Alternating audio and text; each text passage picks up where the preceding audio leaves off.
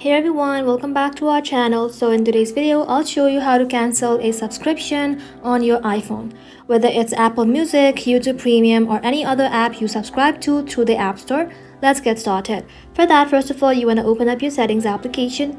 Inside here, you want to go ahead and simply tap on your Apple ID.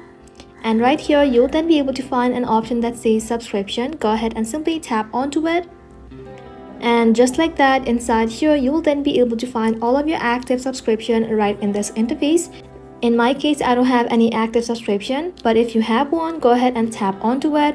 And just like that, you'll then be able to find an option to cancel it. Go ahead and tap on cancel, and then you want to go ahead and confirm your cancellation by tapping on cancel one more time.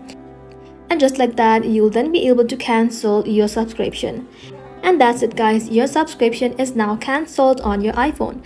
I hope this video was helpful. If it was, don't forget to like and sub, and I'll see you in the next one.